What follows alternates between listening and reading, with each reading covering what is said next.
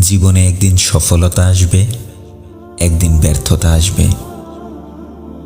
জীবনে একদিন সুখ আসবে, আর একদিন দুঃখ আসবে।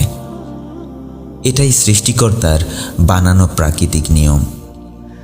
তুমি ভুলেও কখনো সুখ আর দুঃখের গল্পগুলোর ভেতরে হারিয়ে যেও না।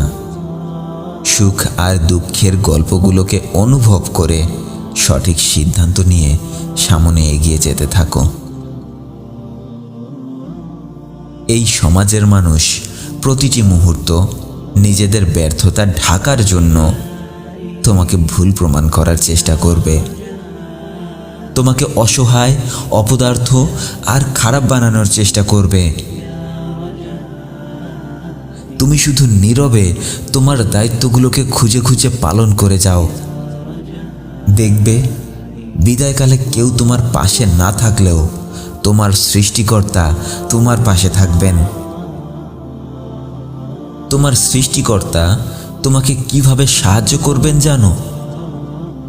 যখন এই পৃথিবীর প্রতিটি মানুষ তোমার চলার পথে কাঁটা বিছিয়ে রাখবে, তখন তোমার সৃষ্টিকর্তা সেই কাঁটাগুলোকে তোমার নিরাপত্তার কাজে লাগিয়ে দেবে। তোমার মনে হতে শুরু হবে কাঁটাগুলো তোমার জীবনে সমস্যা তৈরি করছে, কিন্তু না, ওই কাঁটাগুলোকে কাজে লাগিয়ে তোমার সৃষ্টিকর্তা হয়তো তোমার ধৈর্য শক্তিকে বৃদ্ধি করে দিচ্ছেন, নয়তো তোমার কষ্ট সহ্য করার শক্তি বহুগুণে বাড়িয়ে দিচ্ছেন। ভেবো না, কষ্ট পেও না। মানুষ যত চেষ্টাই করুক না কেন, তারা খুব সামান্য ক্ষতি করবে, কিন্তু তারা তোমার ভবিষ্যৎ ধ্বংস করে দিতে পারবে না। তারা তোমাকে খুব সামান্য পরিমাণে অপমান অপদস্থ করতে পারবে, কিন্তু এর বদলা হিসেবে তোমার সৃষ্টিকর্তা তোমাকে একদিন আকাশ পরিমাণ সম্মানে সম্মানিত করবেন।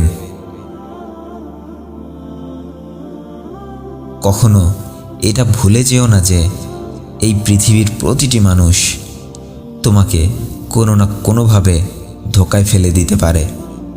হ্যাঁ, এটা কখনো ভুলে যেও না যে এই পৃথিবীর প্রতিটি মানুষ তোমাকে কোনো না কোনোভাবে ধোঁকায় ফেলে দিতে পারে। তোমার সবথেকে কাছের মানুষটাই তোমার জীবনের জন্য হুমকি হয়ে দাঁড়াতে পারে। তুমি যে জায়গাটাকে তোমার জন্য সবথেকে নিরাপদ মনে করো, সেই জায়গাটাই তোমার জীবনের সবথেকে বড় ক্ষতির কারণ হতে পারে। সারভাইভিং মুডে চলে যাও, সব সময় নিজেকে বাঁচাও। মানুষ তাদের কথার ভেতরেই তোমার জন্য অনেক বড় বড় ষড়যন্ত্রের জাল পেতে রাখে। তাই খুব ভেবে বুঝে শুনে মানুষের কথার উত্তর দিও। কাউকে অন্ধবিশ্বাস করিও না।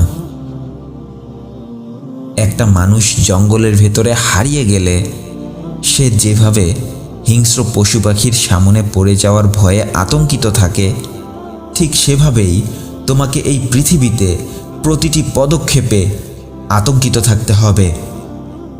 কিভাবে নিজেকে নিরাপদ রাখতে হয় তোমাকে সেটা শিখতে হবে।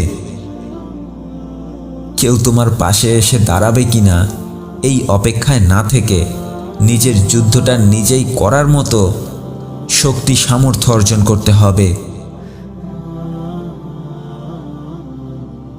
মনে রেখো, এই স্বার্থময় পৃথিবীতে কেউ তোমার আপন নয়। যাদেরকে খুব বেশি ভালোবাসো তাদের বিষয়েই সবথেকে বেশি সতর্কতা অবলম্বন করো। যাদেরকে খুব বেশি ভালোবাসো তাদের বিষয়েই সবথেকে বেশি সতর্কতা অবলম্বন করো। কারণ কি জানো, এই পৃথিবীতে যারা ধোঁকা খায় তারা কাউকে না কাউকে বিশ্বাস করেই ধোঁকা খায়।